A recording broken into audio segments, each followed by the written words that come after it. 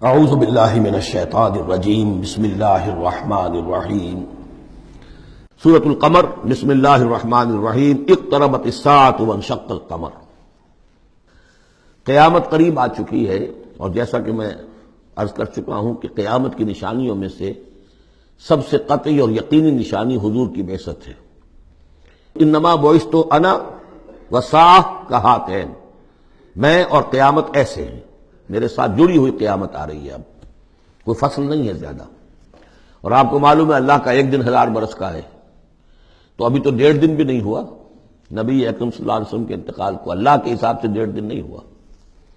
بہرحال قیامت قریب آ چکی ہے۔ اس سے آگے چل کر ہم دیکھیں گے ایک صورت میں یہ آیت بھی آئی ہے، انہم یرونہ بعیدا ونراہ قریبا، یہ اسے دیکھ رہے ہیں بہت دور اور ہمیں وہ سامنے نظر آ رہی ہے۔ ہمارے علم میں ہے کہ وہ تو قیامت جو ہے وہ کھڑے ہوئے اسرافیل اور سور کو منہ پہ انہوں نے لگا رکھا ہے، بس ذرا سا اشارہ ہمارا ہے کہ اس کے بعد وہ سور میں پھونک مار دیں گے۔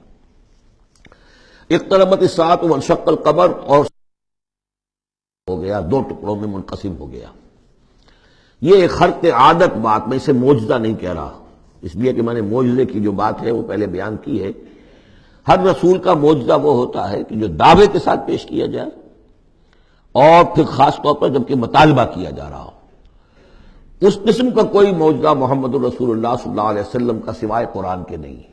خرق عادت بے شمار ہے، اولیاء اللہ کی کرامات ہوتی ہیں تو محمد الرسول اللہ صلی اللہ علیہ وسلم کی کرامات جو ہیں وہ تو 1000 گنا ہوں گی۔ اسی قسم کا ایک واقعہ یہ ہے کہ آپ منا میں تشریف فرما تھے، اور بھی لوگ تھے، ان میں سے کسی نے کہا کہ کوئی نشانی ہو، آپ نے کہا آسمان کی طرف دیکھو، انگلی کی اور وہ چاند سب نے دیکھا کہ 2 ٹکڑے ہو کر ذرا سا ہٹ کر ایک دوسرے سے دور ہو کر پھر آ کر جڑ گئے۔ وانشق القمر۔ اب اس پر بعض لوگوں نے تو اس اعتبار سے اعتراض کیا جس اعتبار سے ہر خرق عادت کی تعویل کرنے کی کوشش کی ہے، سر سید احمد خان مرحوم اور ان کے مکتبہ فکر کے جو لوگ ہیں۔ لیکن بعض حضرات نے اس اعتبار سے بھی کہ تاریخی طور پر اس کا کوئی ثبوت نہیں ہے، لیکن یہ کہ یہ معلوم ہوتا ہے، ایک تو یہ کہ اس کا جواب یہ ہے کہ ظاہر بات ہے کسی جگہ پر دنیا میں اس وقت رات تھی، کسی وقت وہ دن تھا، اس وقت چاند کو دیکھنے کا سوال ہی نہیں۔ پھر یہ کہ جہاں چاند ہوتا ہے اس وقت سب لوگ ٹکٹکی باندھے ہوئے چاند کو تو نہیں دیکھ رہے ہوتے کہ آسمان میں کیا ہوا، اور چاند کا 2 ٹکڑے ہو کر ذرا سا ہٹنا، اس سے کیا فرق واقع ہوا ہوگا؟ روشنی اس کی جو کہ تو زمین پر رہی جو بھی تھی، تو کسی نے جو ہے خام خواہ پلٹ کر دیکھا ہو۔ لیکن یہ کہ مالابار کے ساحل پر کوئی راجا تھا ہندو، اس نے یہ دیکھا تھا۔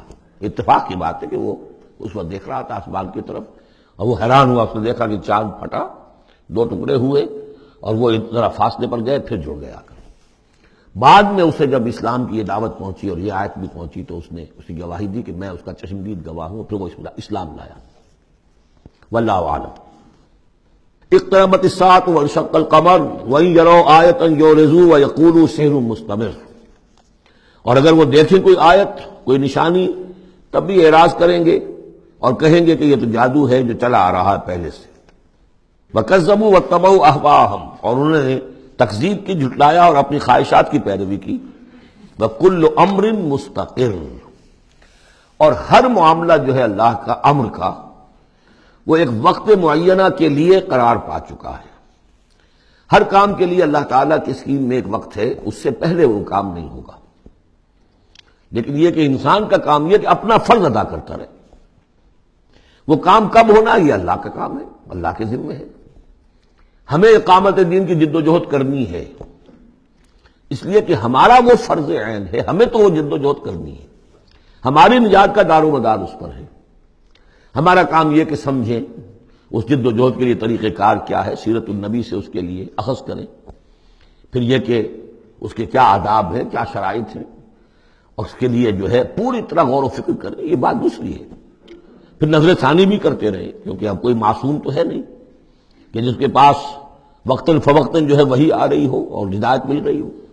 اجتہاد ہی ہے، اجتہاد میں خطا بھی ہو جاتی ہے، بڑے سے بڑے آدمی سے ہو سکتی ہے، لیکن یہ سب کچھ اپنی جگہ پر، فرض اپنی جگہ ہے، جد و جہد کرو۔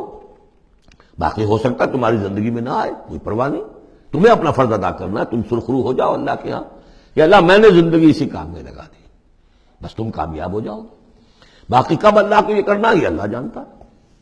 اس حوالے سے اصل میں جو لوگ ذرا ان چیزوں میں عجلت کے شکار ہو جاتے ہیں، پھر وہ یہ ہے کہ اگر دیکھتے ہیں کہ یہ تو کام نہیں ہو رہا، سیدھے طریقے سے نہیں ہو رہا، تو الٹے سیدھے طریقے، ٹیڑھی انگلیوں سے گھی نکالو گا، سیدھوں سے نہیں نکل رہا، بائی ہک اور بائی کروک، دائیں بائیں سے کسی طریقے سے، پھر وہ غلطیاں ہوتی ہیں، پھر وہ تحریکیں جو ہیں غلط راستوں پہ پڑ جاتی ہیں۔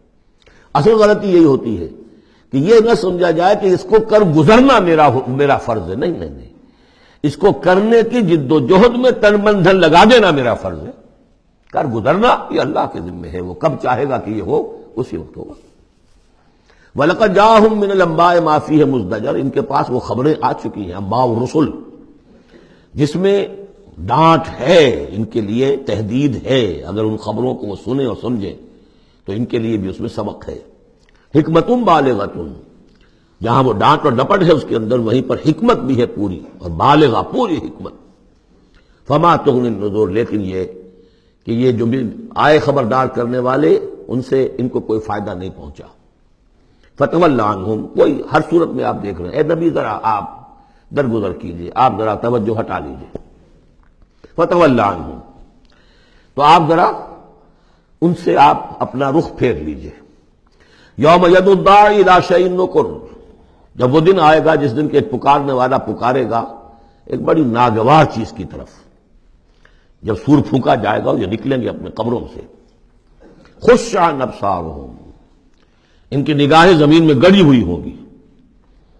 یخرجون من الاجداث کانہم جراد منتشر، یہ اپنی قبروں سے ایسے نکل کر آئیں گے جیسے کہ ٹڈی دل پھیلا ہوا۔ ظاہر بات ہے ایک ایک جگہ پر نہ معلوم کتنے کتنے لوگ جو ہیں وہ دفن ہیں۔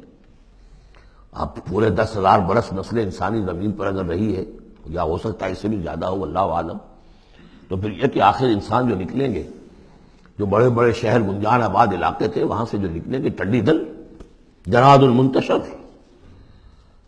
مہطعین الی الداعی، اور وہ دوڑتے ہوئے آئیں گے پکارنے والے کی پکار پر۔ یقول الکافرون ھذا یوم عسیر، ساتھ ہی وہ کافر جو ہیں، کیونکہ جیسا کہ آگے چل کر ہم پڑھیں گے سورہ قیامہ میں، بل الانسان علی نفسہ بصیرہ، ہر انسان کو معلوم ہوگا میں کتنے پانی میں ہوں، کہاں کھڑا ہوں، میں نے زندگی کہاں گزاری تھی۔ تو کافر کہیں گے، یقول الکافرون ھذا یوم عسیر، یہ تو بڑا سخت دن ہے۔ صدق اللہ العظیم۔